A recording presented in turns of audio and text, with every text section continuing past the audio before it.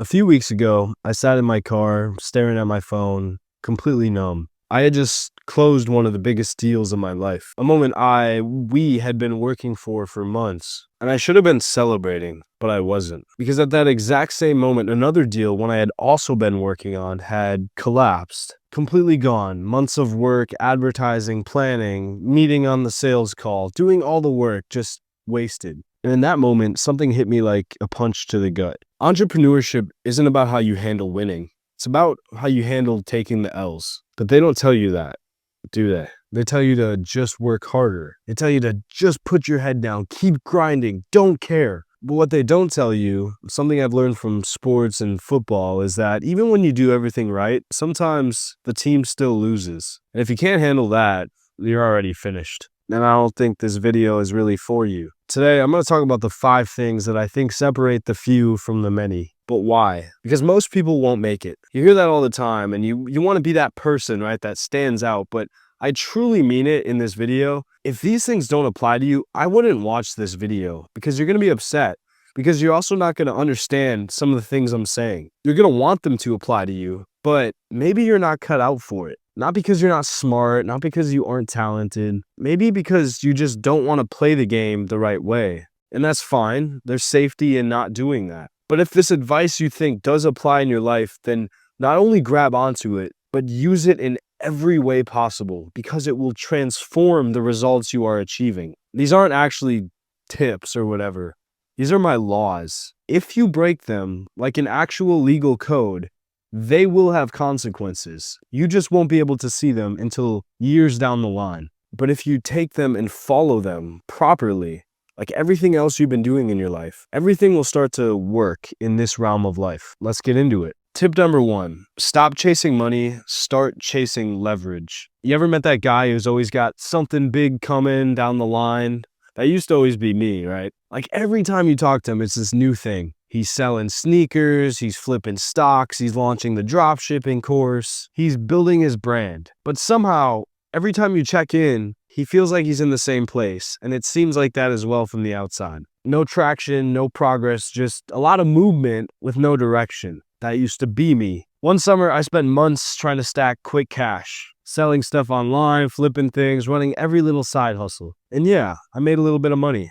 But you know what I realized? I wasn't building anything. I was just playing hot potato with different ways to make a buck. And every time one dried up, I was back to square zero. That's why every time you see one of these fads, crypto, NFTs, stock trading, TikTok shop affiliates, all these like micro trends, if you actually stick with them, maybe you'll get lucky. But a lot of the times, even if you do, that's not consistent income because you won't be able to master it regularly. The people who actually win, they don't chase trends and they don't chase money. They chase what I would call leverage. It builds systems that work even when they're not working and amplify results because of it. They create things that compound over time. Think about how marketing agencies actually work. Instead of setting up individual marketing campaigns on Meta yourself for a business, you can hire somebody with experience doing that. And if they cost $17 an hour and your client's paying you $2,000, it makes more sense to pay the person because you make the money and you get the time back. Do that at a high enough scale and you are a massive firm. You have now mastered the power of leverage and amplification of results, and you have time freedom. Money is a side effect of your ability to compound leverage. If you don't have leverage and you don't have a way to scale your results with a system, you will always be working for money. Tip number 2.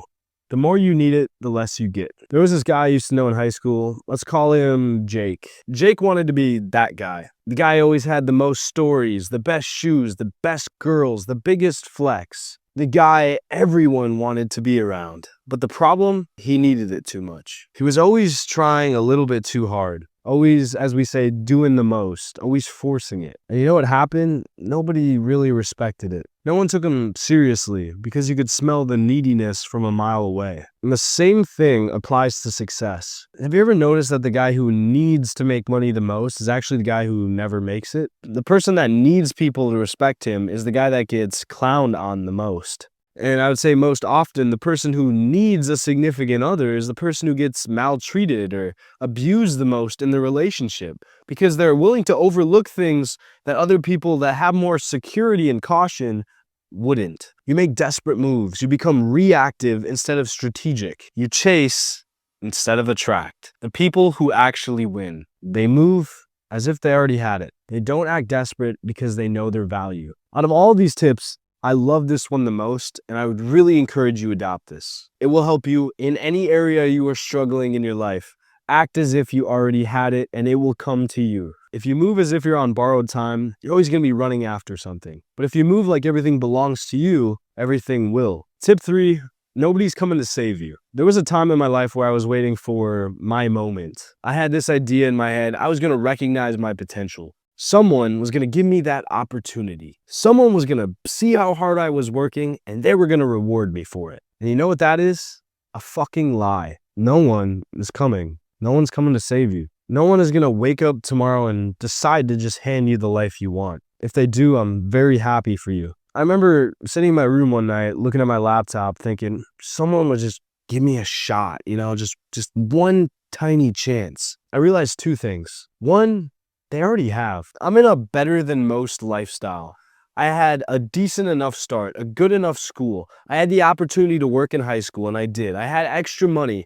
I invested it. I learned how to run businesses. I started e-commerce. I tried things out. I was already making the most of my potential. I had been given opportunities. I just couldn't be grateful for them. And I couldn't realize that it would actually take longer than I thought it would to get to the point of success that I wanted. But secondly, why am I waiting for permission? The people who make it aren't the ones who got lucky because of things like that. They're the ones who stopped waiting and started taking advantage of opportunities, taking their time, taking their mind and making the most of the situation. That day in my college dorm, I stopped waiting. I went to a coffee shop, opened up the laptop, planned everything out, what I was going to do the next few months, and I have never looked back since then. Tip number 4, most people quit right before the breakthrough. There's this funny graphic of a person, they're mining right in the dirt, going for diamonds, and they quit, and there's like this tiny sliver of dirt between where they quit and where the diamonds are. And it's funny. I've seen it used for a million different things, like actually not giving up on your potential and good things. There's a funny one I saw, was somebody gambling. It's like you right before, you deal one more hand of blackjack, and it was like a funny gambling meme or something like that. But I think that meme is very funny, but also very unironic. You ever had a moment where you feel like you were doing everything right, but nothing was working? And I'll tell you, I think that's when most people quit. They don't even realize they're in that mindset. It's called the Valley of Despair. And I've talked about this before. It's the moment where you commit to an idea, you've been grinding for months, maybe even years, and nothing's working. You start asking, is this even worth it? The problem with social media is the attention span is now lower than a goldfish's, and now the ability for us to start questioning ourselves in that moment has dropped substantially. And now we'll start doing that weeks into a venture instead of months, when it's completely unrealistic to do so. And so more entrepreneurs than ever are starting to fail faster, and they're starting to hate themselves more and more. Most people, therefore, will never make it past this point. And it's going to become more and more common. The 1% is really going to be the decimals of a percent. They don't realize the discomfort they're feeling, the frustration, the uncertainty. You think leveling up is just something you earn, that you achieve, that is essentially just a reward for your work, but you pay a price for it. That is the price. Feeling like shit, feeling like I'm wasting my time, I'm throwing money into advertising and content creation and all this shit. Is it even going to work out for me? You pay the price of expelling those thoughts to allow that status and the results to come, because you stop caring about these and you start doing it for the sake of doing it. I've lived this over and over and over again. The times I wanted to quit the most, they were always the times right before just a glimpse of something happened. Sometimes it was big, like I'd be investing on the stock market and make 12% in a day. Or it was something small, like I would make progress on a video and it would get a few thousand views. The important part is being grateful for those little wins, because they make us more motivated. And stop placing your ambitions higher than you think they need to be. If you feel like you're in a decent place now, good. It means you're closer than you think. And if you're hating yourself and you feel like you don't know what to do next, also good, because that's part of the process. And so I want you to know that I have thought these things. Everyone thinks these things. And if it's not working, stay with it a little bit longer. It should feel uncomfortably long and make you almost look like a little bit of an idiot for still being with it before you even think about starting to cash in. And the people that wait the longest actually have it blow up the most, like Amazon. Jeff Bezos could have sold for $50,000 when he was still really small, and that would have been a huge amount of money for him. But he kept saying no, and the money kept exponentially growing. And now, obviously, we all know where he's at today. Tip 5 or Law 5, your environment is brainwashing you, and you don't even know it. You are not you. You are a program. Every belief you have, every political view, every law you obey, it was installed like a program into you. Your parents, your teachers, your friends, your colleagues, your workmates, they gave you your framework for what you can and cannot do. And if you don't question it, you will spend your entire life as sad as a computer is running a program that someone else programmed into you.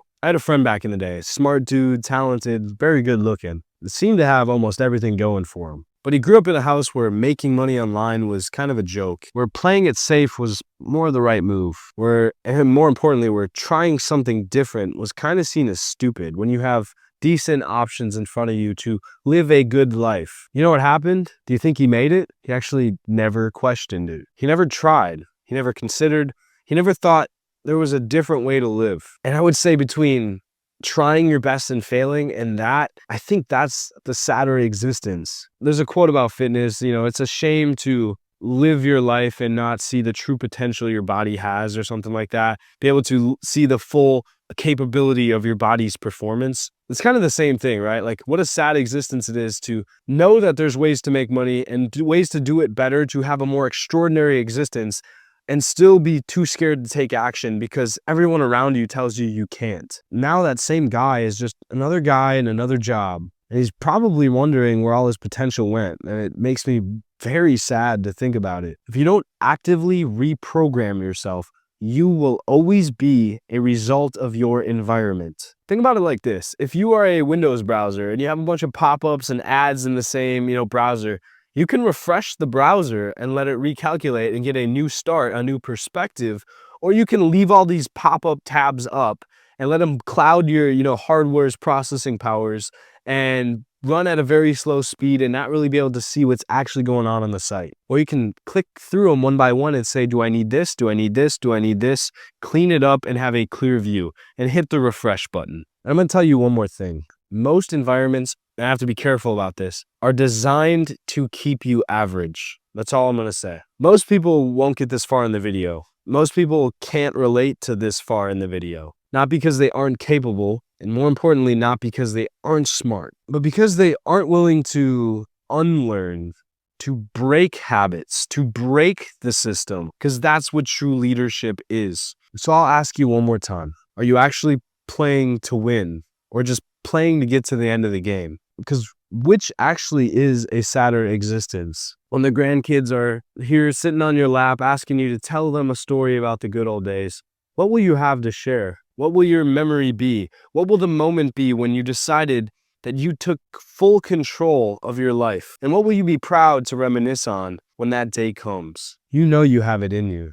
You know that the things in this video have applied to you in some way, and you want that for yourself. I'm not telling you you're wrong. I'm telling you, you need to take that and take action and not fucking look back. If you are looking for a sign to go all in, this is it.